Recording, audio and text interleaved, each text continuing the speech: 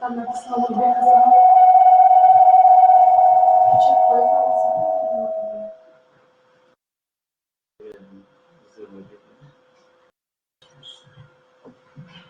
Объявление сделано, чтобы они знали, что сейчас занятия не отменяются.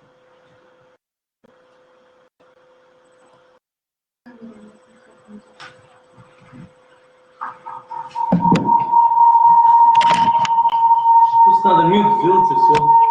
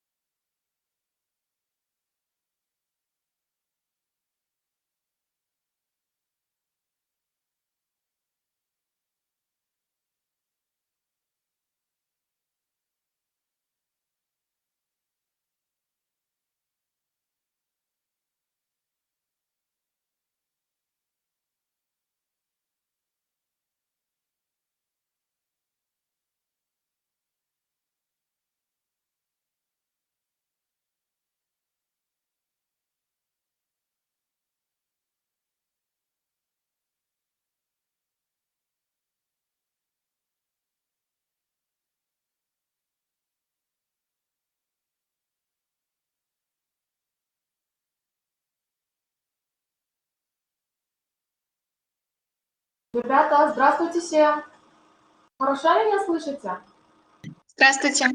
Да, вас слышно хорошо. Ага. Все, тогда сейчас профессор присоединится тоже к нам, и мы начнем лекцию. Хорошо? Пока никуда не уходите, ждите, пожалуйста. Хорошо. Спасибо.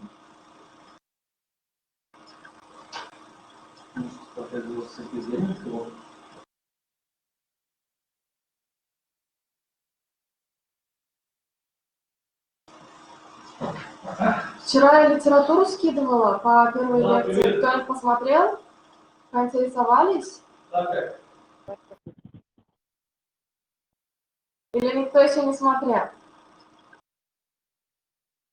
Смотрите, у вас, когда начнутся семинарские задания, ну, семинары, да, задания будут по этим материалам. Поэтому каждый раз после лекции просматривайте. вот эти книжки. А потом в Moodle тоже мы скинем литературу, но в основном литература будет на английском языке.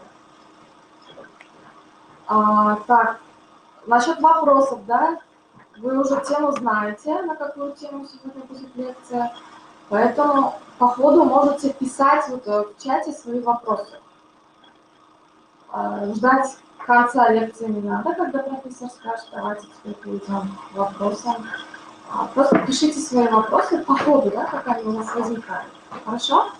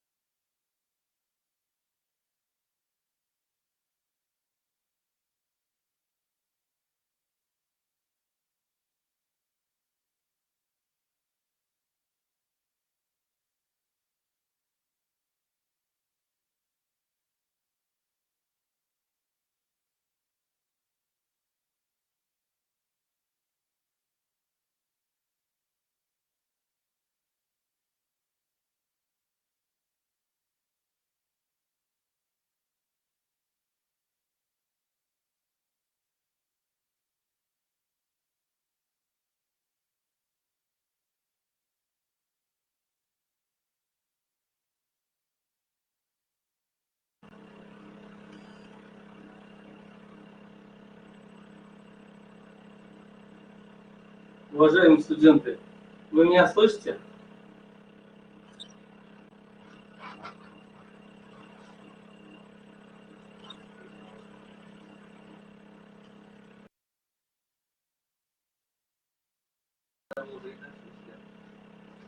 Или не слышно?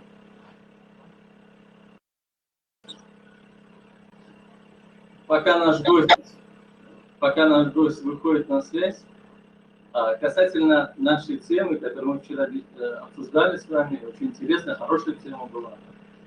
Касательно него, согласно силабусу, который представил нам гость, который мы здесь рассмотрели, очень хороший силабус, поэтому там в этом силабусе есть вопросы, которые он предполагал для дальнейшей проработки в рамках семинарских занятий, изучения этой литературы, которую он предлагает. Поэтому по тем вопросам и по той литературе, которую, согласно первой теме, наш гость обозначил, надо уже готовить эти вопросы к дальнейшей проработке в рамках семинарских занятий. Поэтому ваши семинаристы, преподаватели об этом, наверное, вам сообщили, но тем не менее, еще раз считаю необходимо повторить. Тема очень интересная, актуальная, важная в рамках данного предмета. Вы, с своей стороны, должны показать вашу вовлеченность в этот процесс и начать анализ материалов, которые связаны и с темой, и с предметом. Какие вопросы у вас, вот, пока присоединится к нам гость, возникли по поводу вчерашнего обсуждения? Есть у вас вопросы по вчерашнему?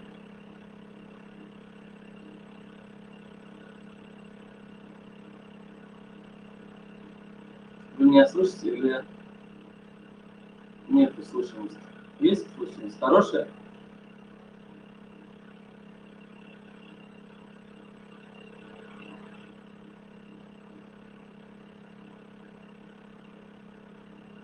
Все. Вот здесь пишут вопросов нет. День.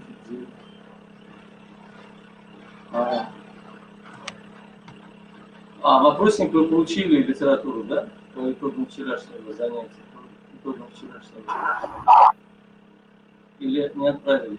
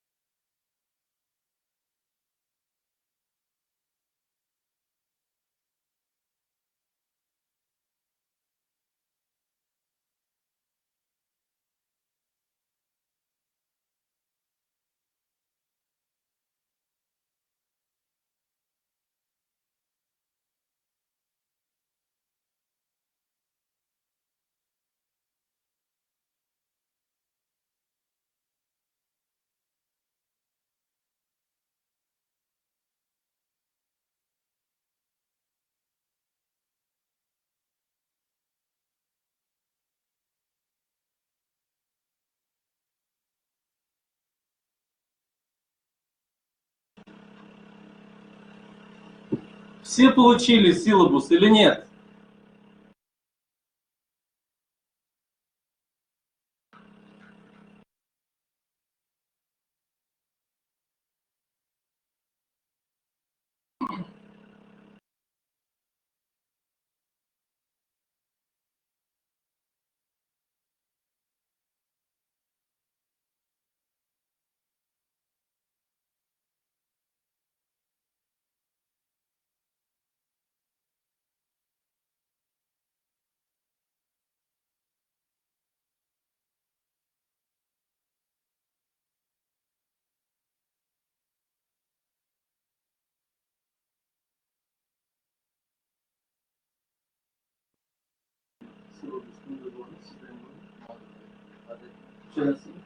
Hazır sütten yönetmesi.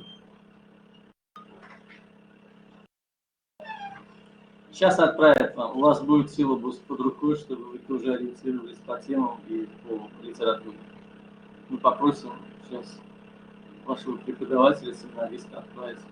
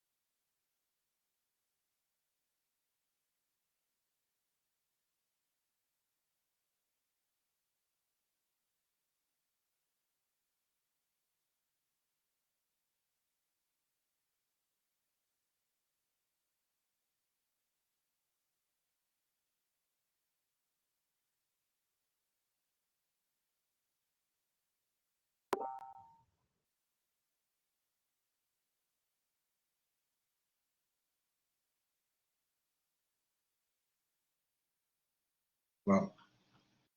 No. Hi. Hello. Hello. Hi, brother. Hi. So we can start today. Okay, a little bit Yes, late. yes. Anyway, how are you Sorry today? for the delay. Yes. How are you today? Sorry. How are you today?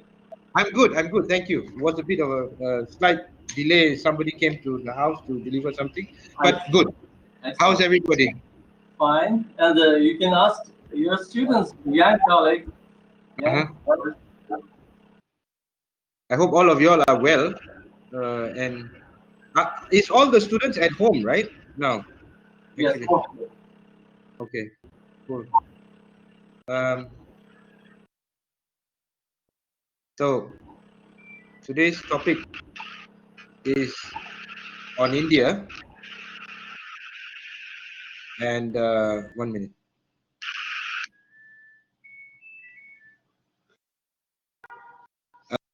Uh,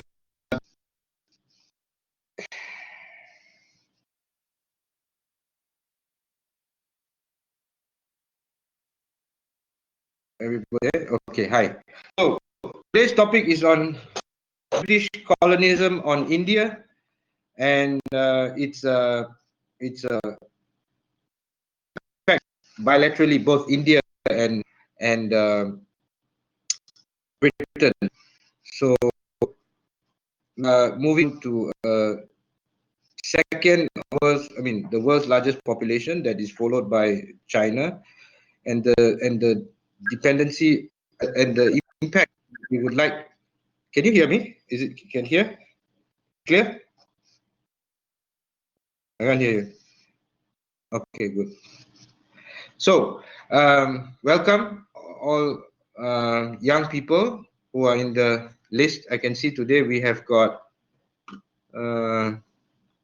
probably around 20. So welcome. For those who have joined us yesterday, it's good. For those who are joining us today first time, also welcome. So we are trying to understand today on the impact that the British had on India, and how India has also impacted Britain in a way that most people can see today.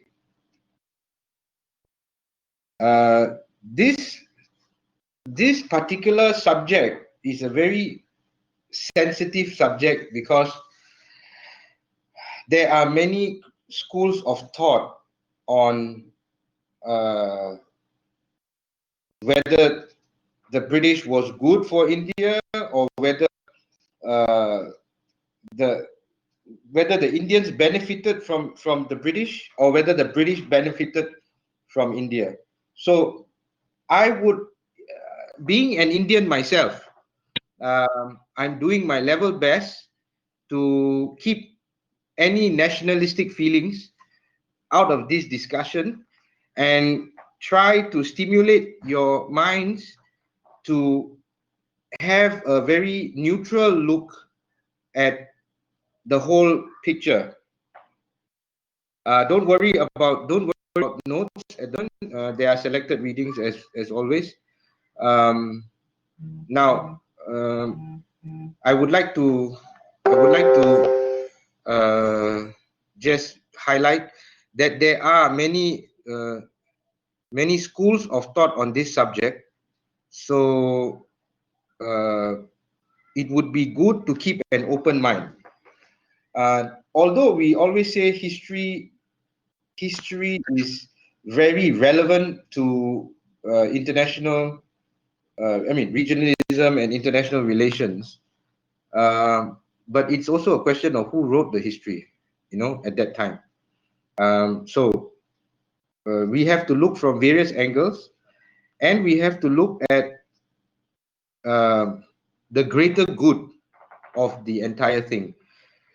To judge the relationship of how Britain had with India in today's context may not exactly be applicable. Okay, so we need to keep a very open mind and neutral and assess the good and bad of what this colonialism did. You see, colonialism is a very integral part of regionalism. It was a historic way of how regionalism moved. Now, yesterday we had a chance to review or some insights on China and observe how the British tried to handle China. And today we will try to look at how the British managed China and what was the cause and effects. So it comes down to historically around 1600. There was many actors in that region. It was called the West Indies. And basically you have the Dutch, the French, the Portuguese, and the British. In 1600, as I mentioned yesterday, the Queen allowed a bunch of private entrepreneurs who were backed by the government to start an adventurous expansion or trading routes in the Indian subcontinent as well as China. Okay, so this company name was the East Indian Company. So the East Indian Company came to India around 1600. Actually, they started their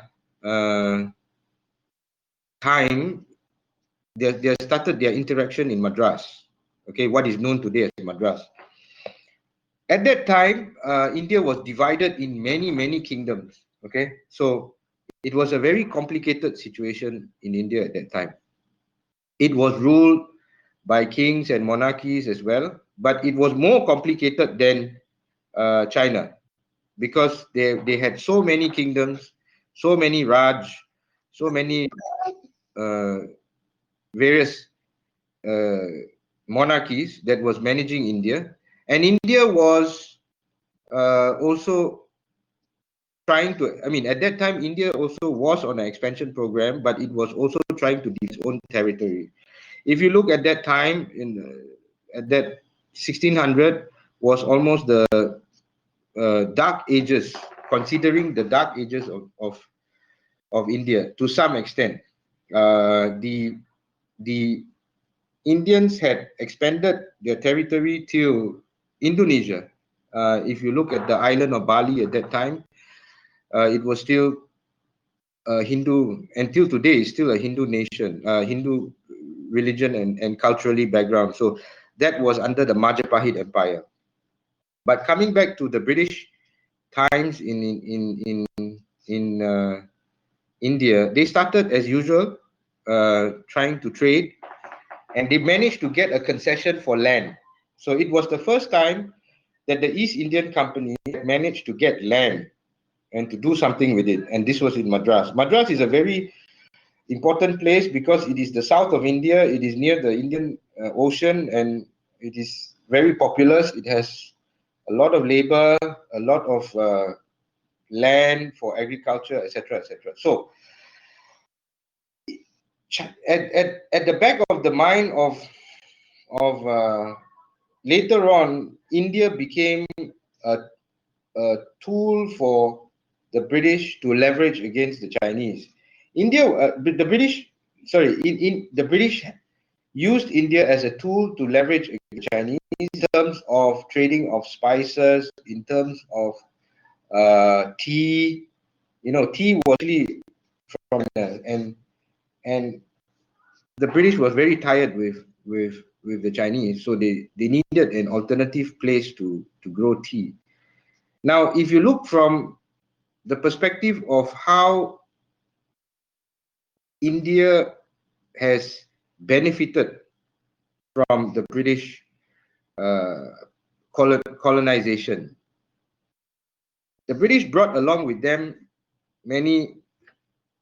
Number one, they brought with them the English language. Okay, today, as you can see in the Silicon Valley and in the science field and in the various other, technical fields, India is leading in that compared to China, which had a policy vision in after Deng Xiaoping to study English and to to embrace the Western culture a little bit more than what was originally intended in the Cultural Revolution. So in that aspect, I think that was the greatest gift that the British has given to India, and mind you, we consider it as gifts. We can label it as gifts. Some label it as unintended gifts, because they needed to manage India and they needed to write. The British was basically a very systematic people. They had reports on how to do things. They needed staff, so they needed to train a group of staff that could understand them. So if you look at, I think most of you will know that India has a caste system. Caste system meaning that you have got the Brahmins and you have got various other clans or religious. I wouldn't say it's religious. I think it was a class system, okay, a hierarchy of class system. Some is better and some is worse. So if you look at the whole thing, Madras would be considered as the lower end of the class system. But nonetheless, this class system a new class system was created when they introduced English. They basically wanted to have a new elitist translators, administrators, managers for their operations in Britain, which included, it was originally meant control and management was with the Indian monarchies, and the British was just basically to trade, to help them and etc. The help comes in various forms, and basically, as you can see from today's international relations, help comes with the price. Okay, that is a very important thing that we have to learn. Any assistance from any foreign power always comes with a price. In this case, for India, what happened was India was basically subjugated. As you can understand, the word subjugation is almost, I won't use the word so strongly, but it is almost slavery, but it has more rights than slavery. So, one of the critical turning point of Indian history was a mutiny called the Sepoy Revolution. Okay, basically the Sepoys was Indian soldiers conscripted to the Indian army for purposes of upkeeping of law and also joining in their mission overseas to to to work as military men, servicemen on and behalf of East India Company, which was indirectly the British government or the British monarchy. Today, if you look at the history of where the British was colonized, including in Africa, Mauritius, and certain other places, you will find even in areas of Zambia, in areas of Senegal, in areas of Namibia, in areas of South Africa, wherever the British colonized, there is a group of Indians over there. The importance of understanding all of this relates to Brexit today. I would like you to compare what has happened and what will happen in and try to project what will happen in the near future in the UK post Brexit. Okay, so that is my intention of telling you a bit of the history, and I leave it to you to do the readings and come up and to stimulate your thinking on whether it was good or bad. There's no good or bad. I mean, it is what it is. Okay. The average lifespan of Indians at that time, before the British was coming, was probably the average lifespan was around 20, 25 years of age. Okay. After the British came and built hospitals and did a lot of administration, improvement of public housing, etc., etc., the average age was improved to 35. Okay, that is a statistic fact. So you can't say that it is not. To some extent, India was one of the poorest countries in the world before the British came. Some, as I mentioned to you earlier, that it was considered as a dark ages of India before the British came. The British would write in their history books that we were, uncivilized, lower forms of people. So there is an undertone where it can be considered racist. But again, I would like to stress that using today's context to judge those things in the past or historic would not have any relevance. It was a different time, and it was a different way of managing things. So another positive thing that some of the scholars would like to attribute to the British providing for the Indians would be basically the railway. The Indian railway system is one of the most complicated railways in the world. Okay, it connects the whole, and it was very elaborate and very profitable for the British and very useful for the people of India to have that railway. Without that railway, India would not be where it is today. Without the language of English, India would not be where it is today. Without some idea of legislation, India would not be where it is today. That is a fact.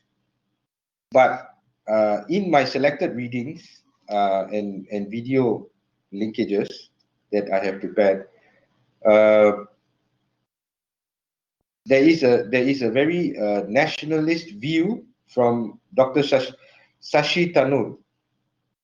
Now, Dr. Sashi Thakur will elaborate very conclusively and persuade very effectively on a very nationalistic view, which it's very hard to say it is wrong, but like I said, it is in the context. Sashi Thakur would say things like the railway was not a gift that the British gave to to India. Shashi Tharoor would say that the British would have to apologize to the Indians for stealing whatever that they could from India. There is no doubt that India was the most profitable foreign colony of the British Empire. Okay, to a certain extent, the phrase as the crown jewel of the British Empire being India is still used today. Okay, and international relations in today's context is not different from what it was before. Basically, everything about international relations in terms of economics is to what you can do for me and what I can do for you and what would be the greater good for you and me, principally. So fast forward till 2020, Britain is undergoing Brexit. The US has a big issue with China regarding the trade war. And you can see more Indian nationals in UK Parliament being elected, and you start to wonder what's happening in the UK. So basically, I can share a little bit of my experience with you on my travels to the UK, and I'm very surprised at what is the reality in the UK. You know, there is a huge amount of Indians in the UK holding British passport. That's a fact. Okay, you can. 1 minute.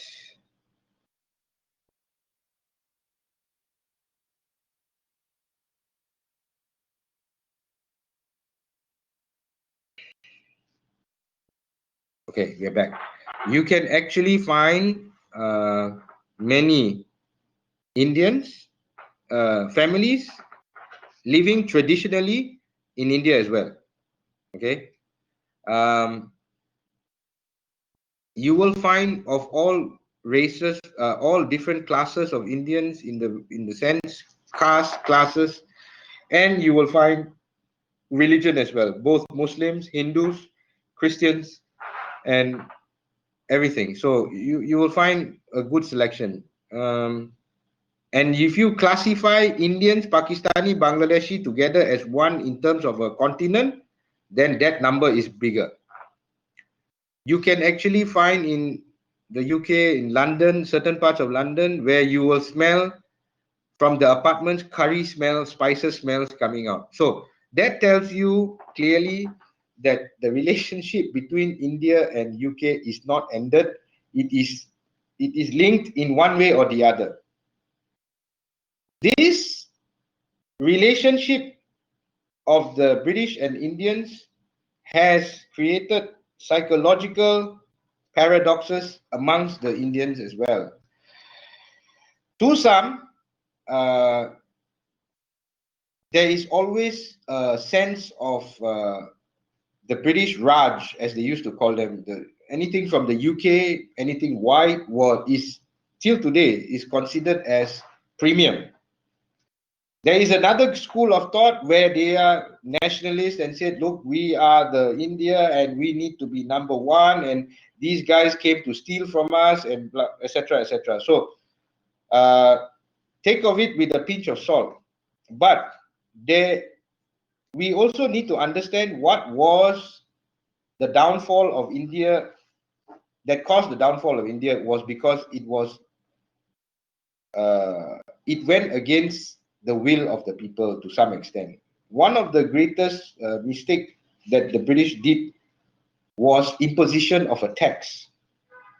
And I would like to share with you, this tax was on salt.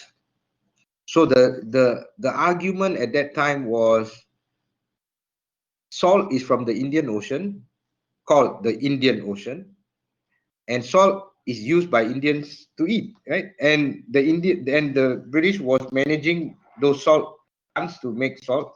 And the British said, if the salt is under our control, we need to tax the Indian people from the salt that is used that was made from the Indian Ocean.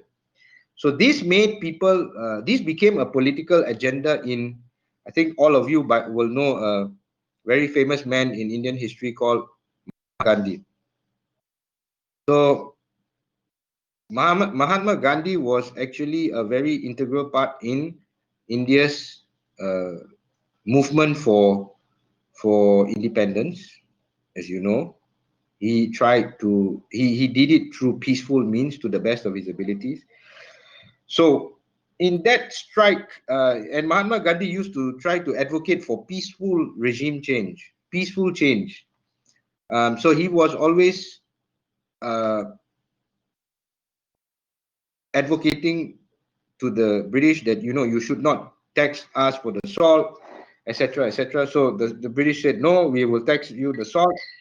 There was a big issue regarding protests, which was a peaceful protest. They marched 4 by 4 or 5 by 5, not exactly accurate, but the British Indian soldiers was beating the protesters led by Gandhi, and Gandhi went to jail as usual. He was at that time always in jail, coming out and going in and coming out, and his most number one power he used to do was to go on hunger strike. And when he goes on hunger strike, the whole country goes upside down, you know, like, oh, this good man is dying, and etc., etc. So finally, the governor, the British Empire in Calcutta, would have a meal, and during it, to discuss. So Gandhi at that time sat on the table, and he, as you know, Gandhi always wears a cloth around himself. So at the meal table where they had all these, you know, long, elaborate tables for people to eat, Gandhi took out from his cloth salt, and he said, this is smuggled salt that I'm going to eat with my yogurt. So he told that to the viceroy of the British Empire at that time, and that was a clear signal that Gandhi was never going to give up the salt. And that was one of the fundamental things that changed the course of the history of India at that time.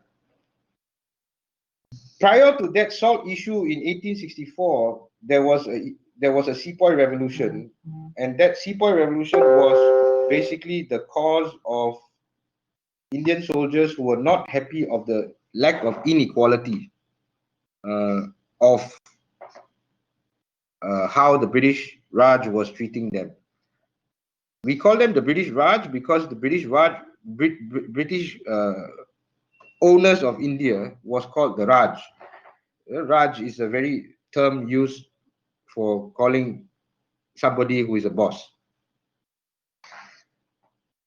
This salt issue today is of course irrelevant because anyway India is the largest population, second largest population.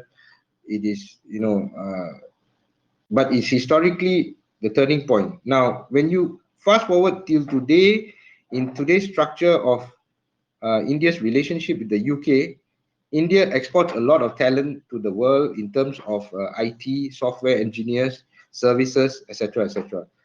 Indian students go to UK quite a lot. I mean, as of 2020, there is a population of almost 160 to 200 million youth in the age of 18 to 25 category in India at the moment. So that is a larger percentage compared to China, which was projected to be at 90 million. So that said, today's Brexit discussions is very critical for the UK to establish good trading rights with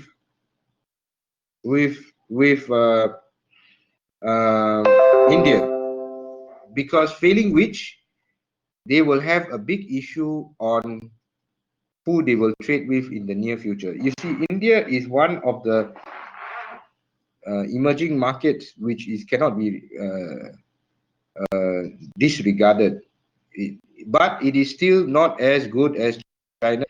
And I told you yesterday in my lecture on China, democracy is a luxury that, you know, if you were to afford democracy, you have to have a full democracy. You compare the situation of what has happened during the British Raj. They didn't have a democracy, but they did vast improvement in a matter of 100 years.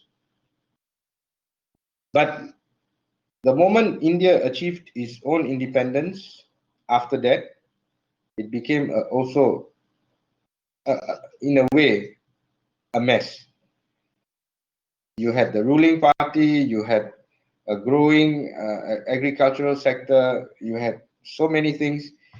You had corruption on the rise, you had public sector bureaucracy going up tremendously, you had lack of, you had for a large foreign debt, you had, there was a lot of challenges once India achieved its independence, and they have not achieved a first world status or second world status. I mean, they are still considered as a developing country, which is largely based on agrarian sector. So you compare that to China, and you tell me that the socialist movement has failed or the communist movement has failed. I would say that the communist movement has succeeded compared to what has happened in India. You go to any part of India which has, you go to any part of India, you will see that you go to any part of China, you will find that there will be a reasonably acceptable airport. The roads are reasonable.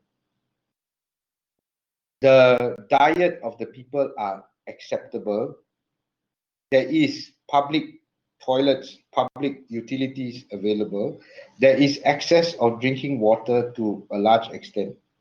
This is still a challenge in India to a lot of places. So India is still stricken by, of course, you can say media is accessible, not accessible in China. This is debatable.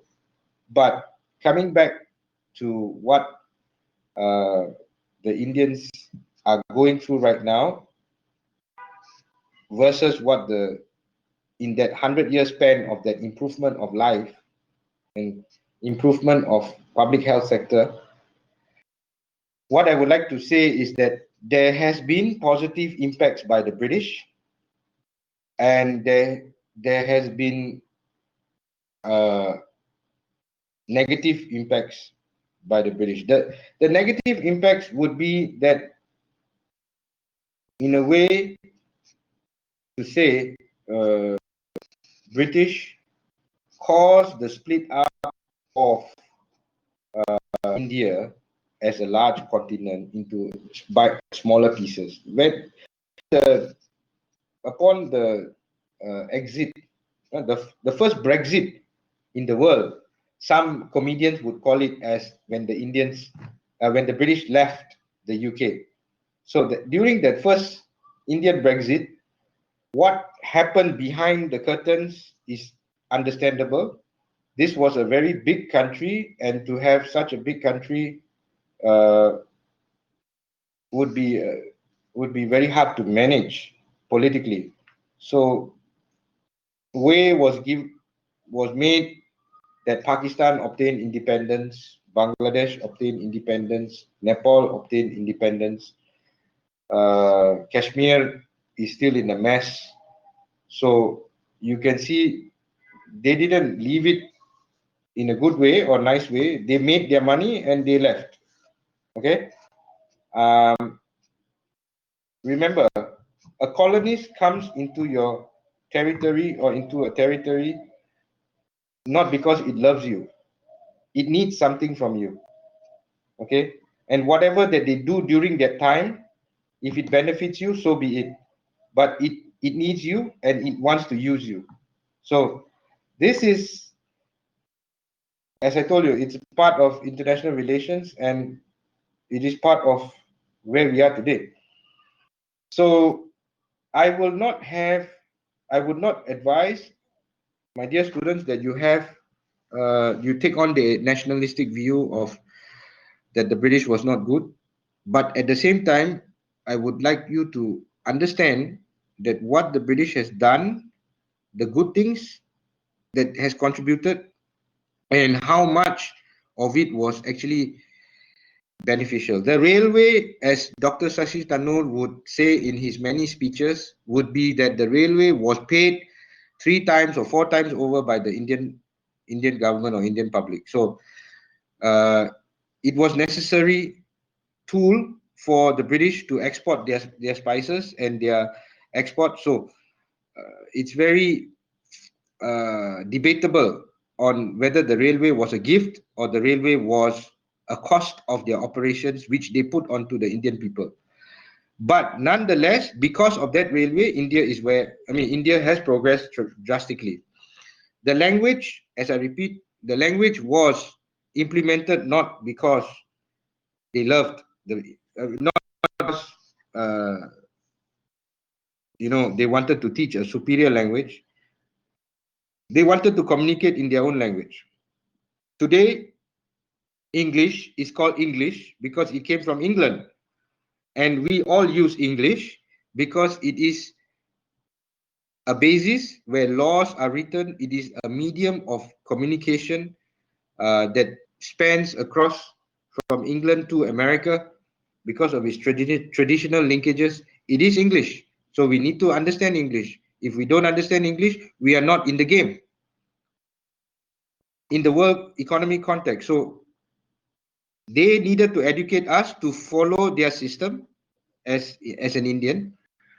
The Indians needed the language to access into the British system and make some improvements to their lifestyle, because those who could study in English worked with the British Empire's colonies, and they got into a better position in their lives.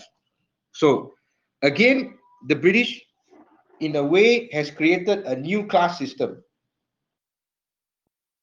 Those that are closer to the British and those that are not closer to the British. So this is a evolution of the caste system, but it benefited India in the long run because it gave them a good, sufficient head start in the language, okay, which is a critical part of India's success story today. Many, I would say, many legislators, theorists, even scientists or whatever depends on the English language to a large extent, and Indians today can communicate effectively because of that historical relationship.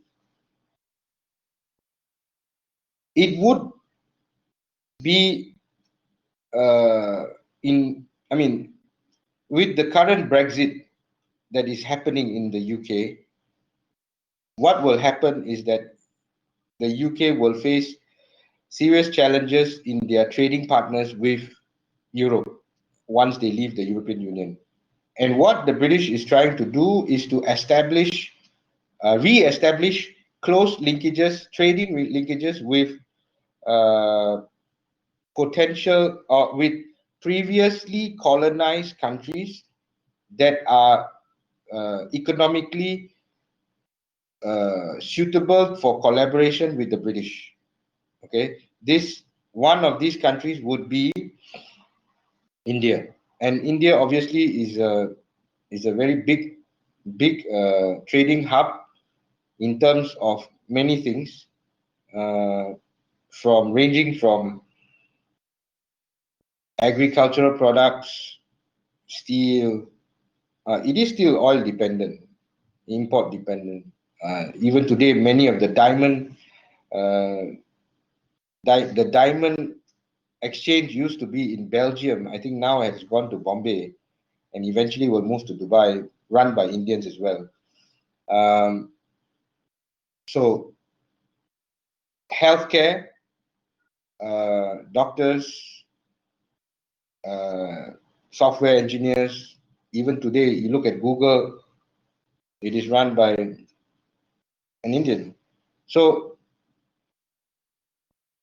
it is in the best interest for the UK to establish very, very good trading relationship. And one of the major challenges in the discussion that Dr. Shashi Tharoor has highlighted was the ability for foreign students to achieve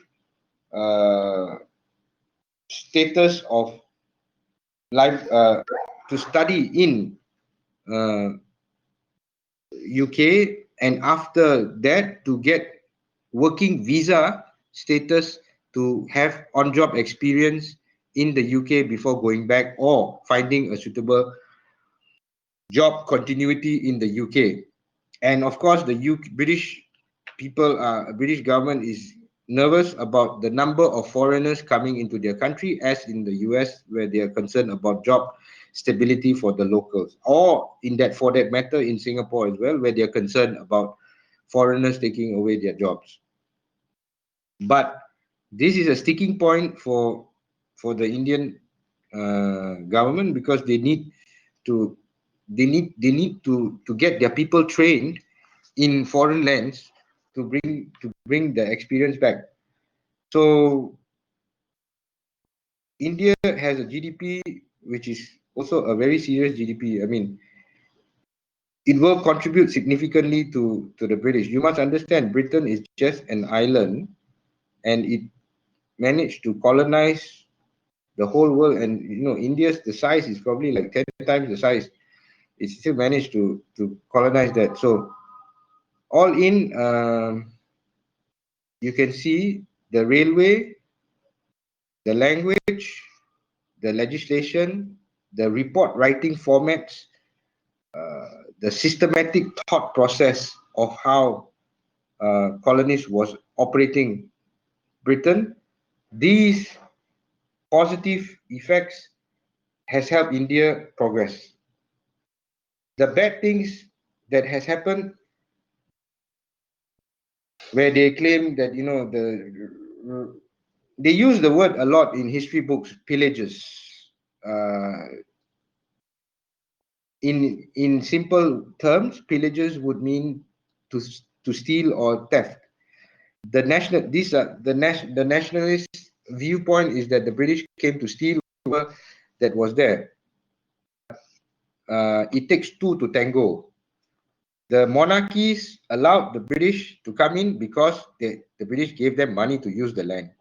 And subsequently, the British started to pay or create another level of society where the entire system collapsed. After the 1864, after the Sepoy Revolution, basically it became a complete control under the British Empire. So when that started, it became, you must understand, during the Industrial Revolution, the British was very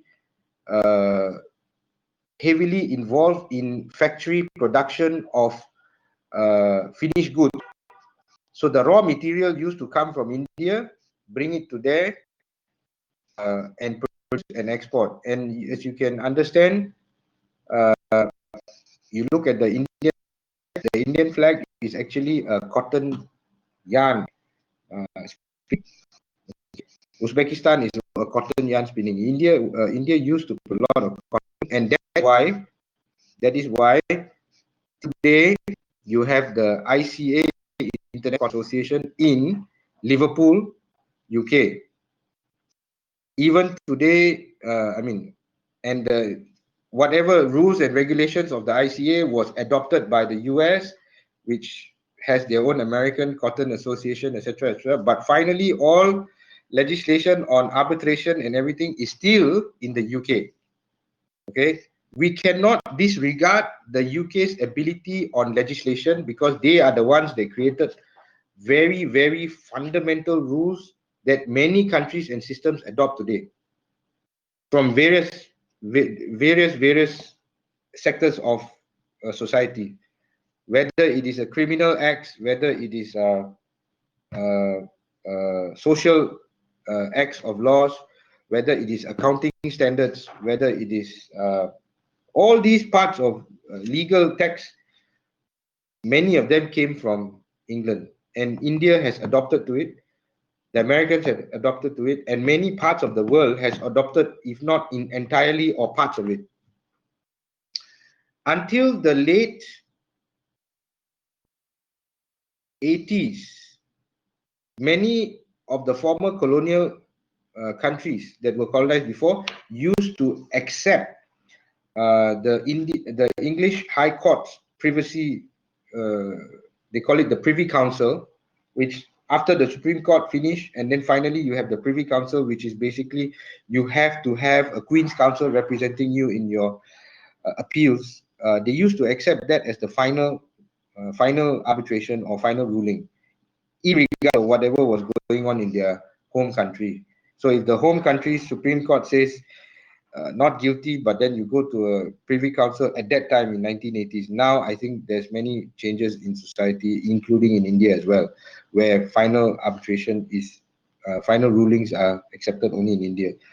But that was the height of its power, the British strength. So again, from this, we understand that India was conquered by logic more than, of course, it was conquered first by force, but it was also conquered by logic, where people gained and people continued until they got tired, and then they had a nationalistic movement and said, okay, time for a change. Until now, you still see the change is still going on, and it's still far from arriving its final destination. I would like to sum it up from yesterday's discussion and today's discussion. You can read all the in-depth reading of this and form your opinions, but I would like to just give you an excerpt of the former father of Singapore, Lee Kuan Yew.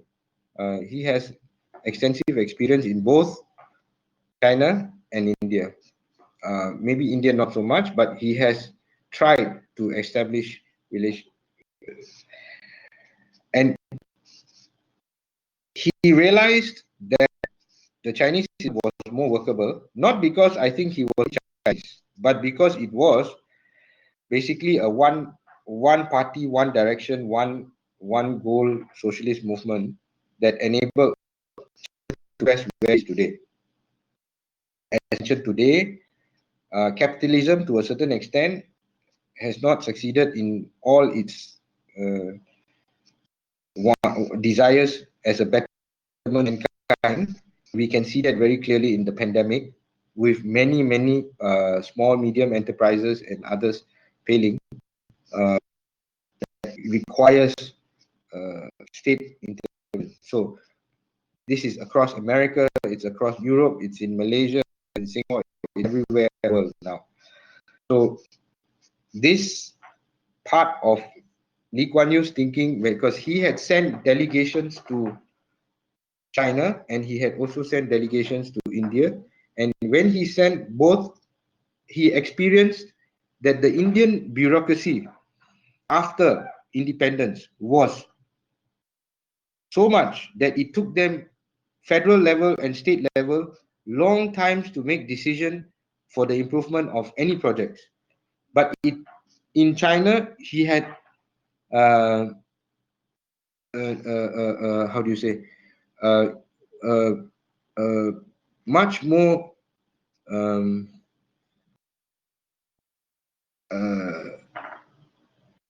positive outlook as a whole. Okay, and you know, if you compare, the Singapore government has invested more in China than in India, and obviously, if you're going to invest more, means that you feel that there is a better rate of return. So what I'm trying to give you is a comparative analysis of China and India, trying to stimulate your minds whether that democracy that India has wanted in their nationalist movement, was it good after all? Did it achieve where it's supposed to be? Sorry. And we are where we are. So with that summary, I'm happy to take your questions on India's this subject matter.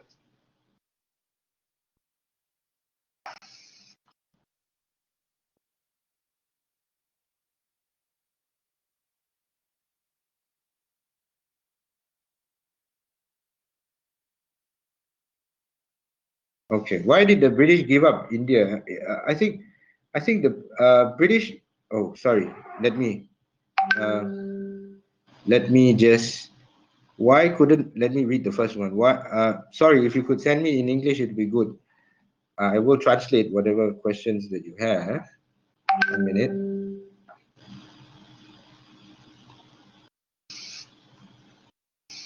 Okay. Thank you.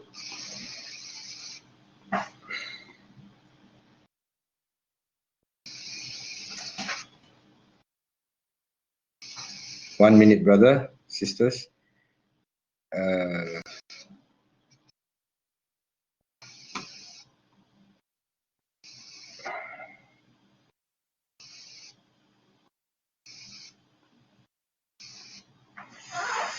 Why couldn't the British colonize China as they did with India? Wow. Okay, that is a very deep question. You see,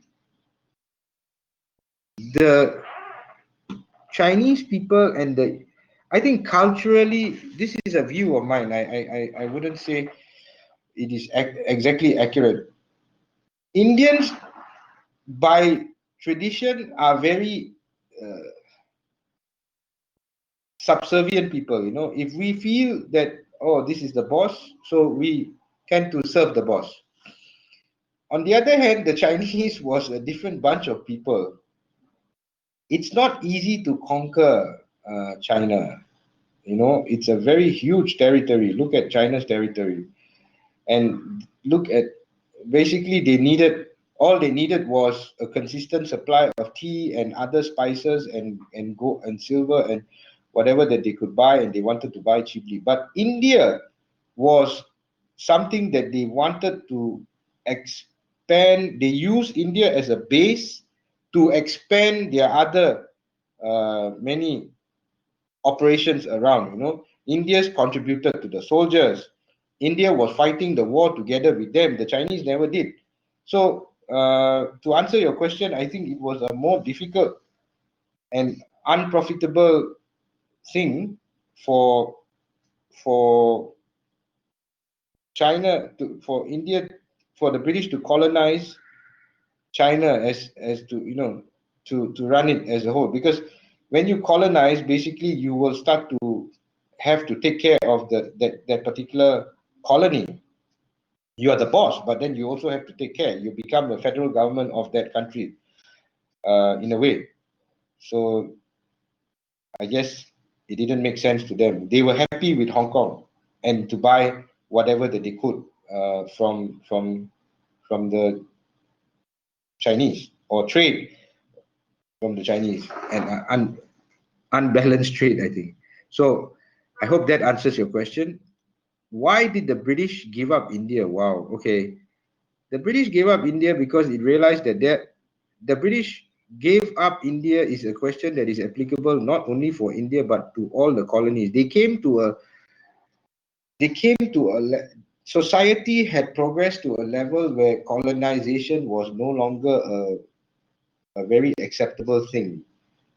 Okay, and Mahatma Gandhi was advocating nationalism by peace. So you can't argue with that.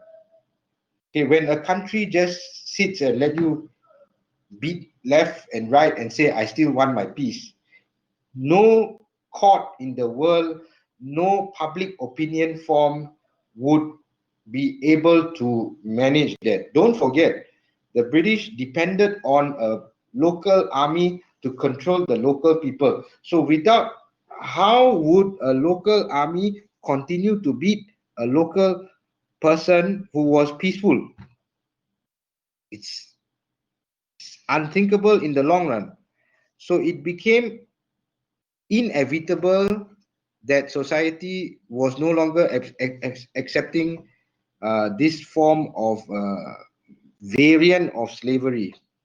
I would use the word slavery because the variant, though many people might not agree with this. So they didn't give up India. They were moved in that direction that they had no choice. It was no longer socially acceptable, and they were losing control. So unless they want to, get into a very bad situation, what would be the fate of the Mughal Empire whether India wasn't conquered by British? Now that is a very interesting question, because the Mughal Empire to some was considered as already disintegrating. The Mughal Empire was considered to be unable to cope with living standards. That was written formally by the British historians. So to say that where the where India where India would be today, it also would be in a very challenging state. It would not have progressed as what the nationalists would say. So yes, what I'm saying is the fate of the India has improved, but it has improved in a unfair manner. Okay, I hope that answers your question. So, dear, hi, dear Ram, I have once again a great the lecture and discussion is going very fantastically, and many students are participating very actively. But I have one question, very interesting for me, and in some context, is, in my understanding, my perception is very mattering. So, historically, if we keep ignoring the 100-year accumulation of China or the strong and very peaceful and peaceful history of India, every time I remember such elements and try to understand the role of Austrian company and British industry policy. How do you see it? How this fact position in the long period of British existence in the region? So that would be very interesting for me to understand. Let me try to understand your question, Doctor. Basically, you're saying So the factor and the role of Austrian company in the China policy. role of India company. Austin. Hosting. Austin company. Austin. Austin means? Sorry. Yes, Austin company in British China is British in the China policy. I didn't get that word. Austin, how do you spell that? Austin is a O-S-T. Okay. O-S-T-I-N-D. Austin. You see, during the colonization of India, they built in early 16th century the Austin Company to activate the trade with the new colonies of India, British Empire. I think the main company at that time was the East India Company, right? But then it became renamed as the Austin Company. Okay. because was the role of such for that period and for that time it was considered like a British Empire's transnational trade corporation, but where they were not so easy and not so simple, and it was a part of British Empire's policy in new colonial lands and new colonial territories. That's why it would be useful for me to understand the role of such attempt and such trade. basically, okay, I mean, I have to read up on this Austin company, but I mean, the evolution of the East India Company role and it's why, as I understand, like you're trying to ask me how what how British Empire and such elements and institutions they benefited. its colonial policy. Yeah, they used these companies because it was half private, half government in a way, right? Whereby, you know, 1 minute.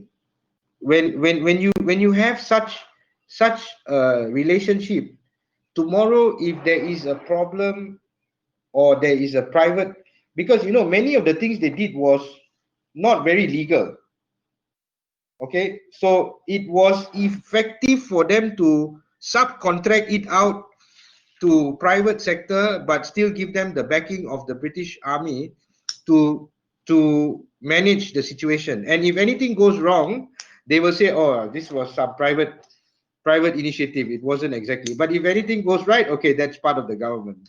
Yeah, we can see this also happening today in the U.S. war in Middle East, where you're having a lot of subcontracting out to private sector. So I guess that was the main idea to do it in that way. It was more flexible. As you remember, being grown opium in India, Yes.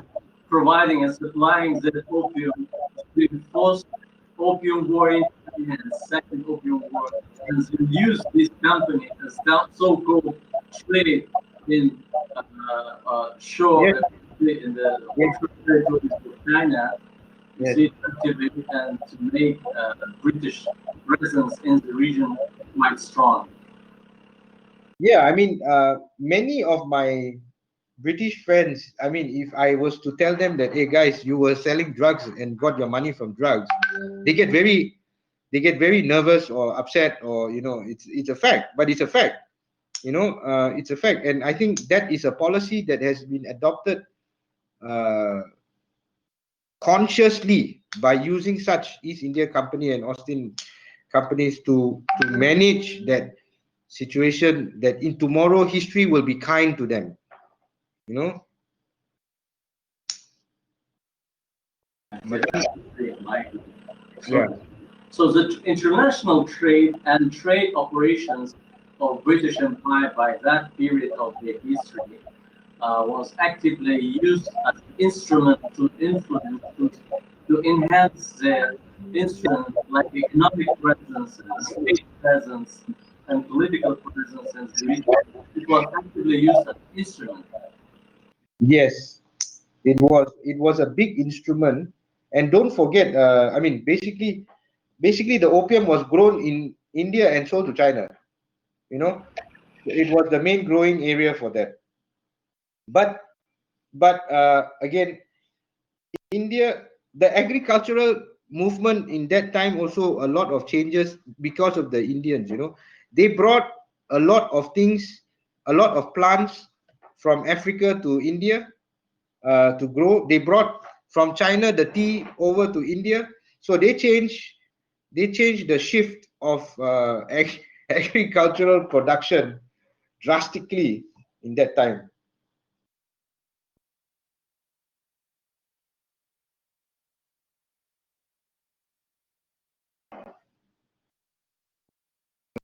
Can't hear you, bro.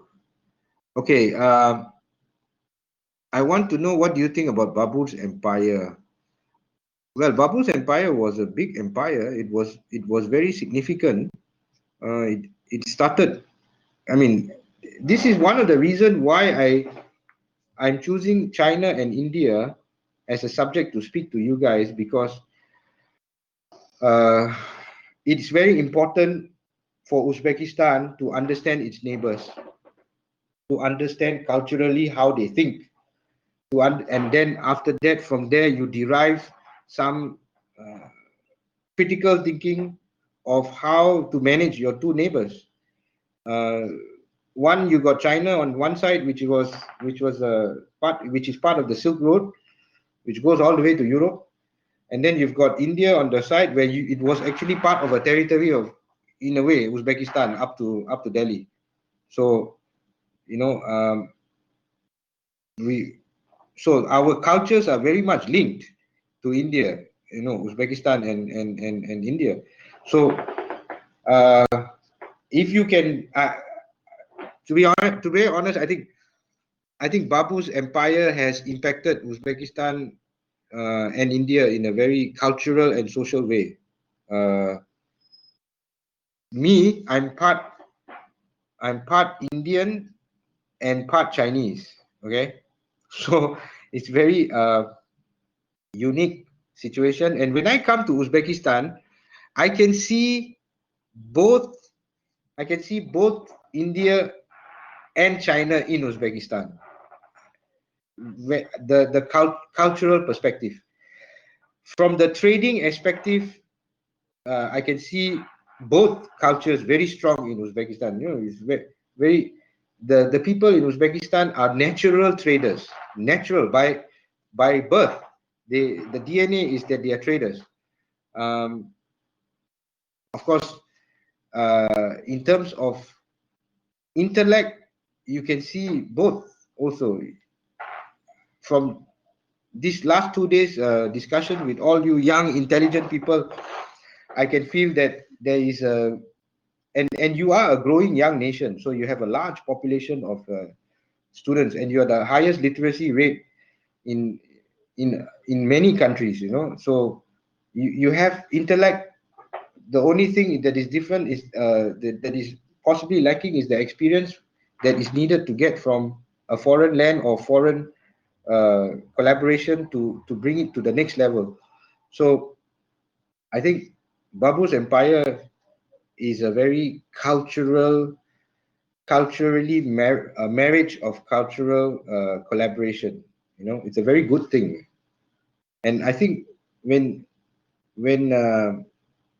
I'm watching sometimes TV here in Uzbekistan, and I can watch Hindi movies that are dubbed in Russian, or Uzbek. So it means that it's very culturally acceptable people from here for India. So it's a positive thing. I hope that answers your question. What is the future of Kashmir from your point of view? It has decades of long military political strife. Wow, that is a very, very, very, very long discussion. Okay, Kashmir is a buffer state for China and is a buffer state for India. So it's a very politically motivated thing. It all depends on whether the Chinese and Indians get along. Currently, the increased heightened tension is probably a repercussion of what's happening between the US and China. So India traditionally has been aligned more. I mean, India has to align its political and economic agendas with the US, which is indirectly to the Chinese. You look at the number of software engineers in the Silicon Valley, you will understand it. Okay, there was a joke about George Bush going to the US for a meeting with the people over there. George Bush going to India, sorry, and finally he said, maybe you're earning money from India, from the US. Maybe you will start spending that money in the US, instead of just sending it back to India. So you can understand that Kashmir is a very geopolitical thing, and it will flare up and down, up and down. It's a similar situation with North Korea as well. It's a buffer. It's a buffer for the Chinese government, and the Chinese as you can see, they are very conscious of their territorial rights, and they are very keen on expanding their territorial rights as what is perceived to be their territory. Okay, Pakistan, I wouldn't say they have much say in Kashmir, because if you look historically, it was actually one whole piece of land. So I'm putting aside religious beliefs. I'm looking from a territorial perspective. So basically, it is an India-China issue, which is going on right now. So this political strife and decades of long military will go on and off, on and off, on and off. It will be like that. So until such time where these two countries decide to join forces and say, okay, let's do something against the Western world, it will still continue to be like that. So not much I can say about Kashmir. I hope that adds some views to your question.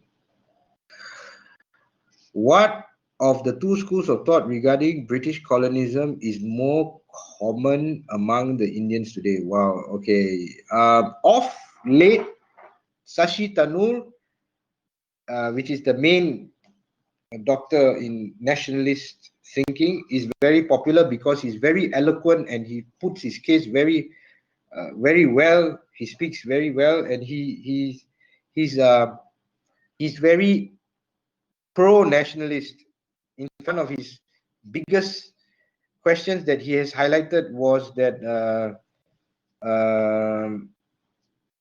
the British should actually apologize to the Indians for stealing India's assets and raw materials over these years. So please keep that in mind. That is the current trend. And of course, you know, with power, with money, people start to talk about, you know, who we were before. So I would encourage dear students, an open mind, and consider in your mind that what would India be without as one of our team members here has asked a very good question.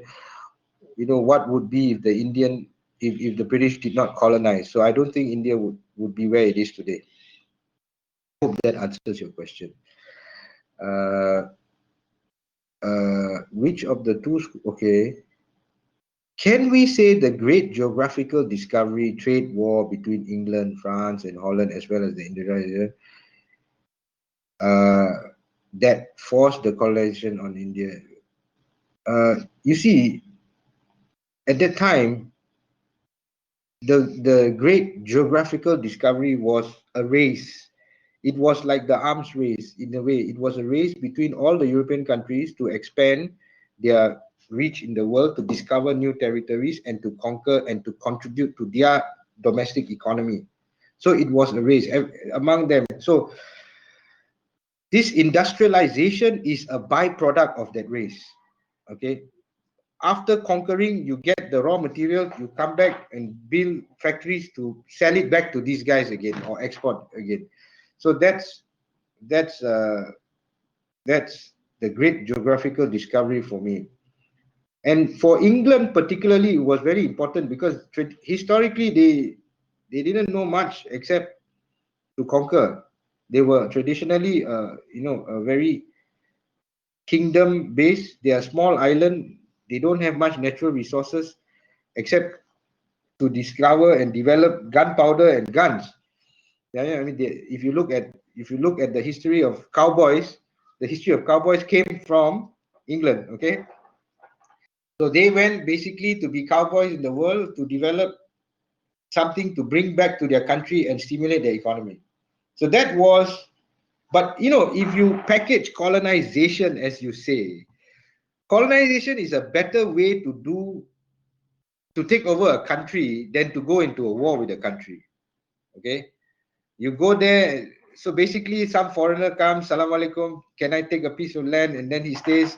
And then next thing you know, he brings more things. Then he brings more guns. Then he creates enemies within the country to take one side against the other side.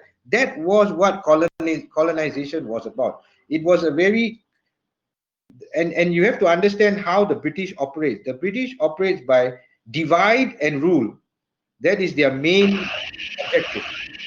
All this while, they were dividing and ruling. It was a cheaper, efficient, and more operational, optimized way of managing an entire country. I hope that answers your question.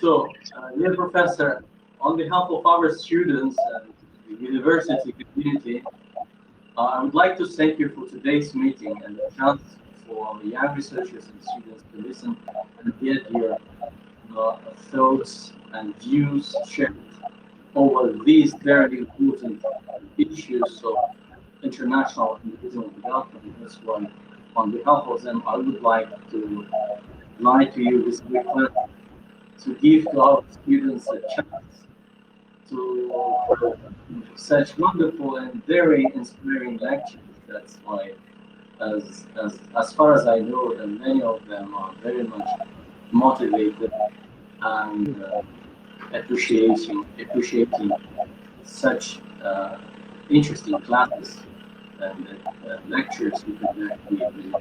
Today is the second day, so that's why I would ask you if you see in your schedule any chance, any possibility to put such a period of time in your schedule, have more classes, more lectures, fantastic for students. That's why, on behalf of them, I would bless you finding such chance and opportunity for them. Continue. That's why it's up to you. That's our biggest desire to have such professional and expert in front of our young researchers. That's why it's up to you. That's why I wanted to ask you to find such a possibility and opportunity. I mean, I thank you for your invitation to participate in this. I think that I'm very encouraged by the number of students who are listening to this. I'm very encouraged by the questions that they are asking. I think they are, I have been exposed to Uzbekistan since 2004. And I have always have a very positive outlook of this country. I believe that it has, one of the things that was very surprising for me was the high level of literacy in this country. Okay, from it was a very good thing. You have a benefit of both the Soviet Union, the Soviet administration, and culturally sound country, and it's multi-racial, multi-religion, and everybody is everybody. So particularly this particular trip of mine to Tashkent was very unique. We have a COVID pandemic. I'm staying in Tashkent. Some of my friends said I became more Uzbek than I was before. So, but as I would say, we have to embrace the country that we live in, where we are. Okay, I don't consider myself as a colonist. It's a very negative thing to call ourselves colonists. I think we have to collaborate to make it an inclusive society to go on. So I'm very much happy to be part of this discussion. Thank you very much for your opportunity to allow me to participate in this. Should we continue this week, if you find, or next week, for more elements, for more issues as you did in the presented syllabus? Yeah, sure. Can we? Yes, sure. Why not? Sir, that would be great. It would be fantastic to have all, because I invited other students, the MA students who wanted to listen and join our classes too. But before, I wanted to ask your permission then No, okay. join us. Many students from different departments like we have three departments here, three major departments. Departments of International Economic Relations, Department of International Relations, and Department of International Law. Plus, we have the classes in MA department, so the department. So now you delivered your class, your lecture for undergraduate students, but we have the graduate program in MA, like MA in the international law, international politics, and political science, and MA in the MA degree students for the international economics and international or world economy department. So that would be interesting for them to join and to listen to your thoughts and your views and your expectations. Sure. Okay, I mean, I think what I can add value is commercial and political review on a holistic approach, on a very holistic approach. I'm very selective of my readings, and I try to read both. As you know, to media is very one-sided. It's either left wing or right wing. So we need to have analysis from both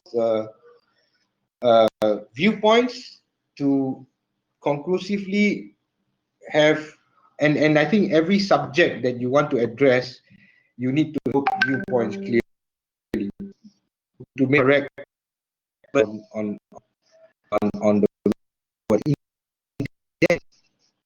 Uzbekistan has proven track record being very politically wise. Since independence, they have managed well the balance in the region and as the geopolitics well. So I have a lot of things to learn from you guys as well. So let me know where I can contribute, and maybe we will discuss what are the subject topics and allow me to prepare for that. Okay, sir. Thank you very much for today's lecture, for today's Thank you. and wonderful presentation of India's role in Indochina, making of Indochina, and the making of the region. So thank you again, and we hope we will continue this week or next week with your wonderful classes. Thank you, sir, very much once again. Thank you. Okay, see you. Bye-bye.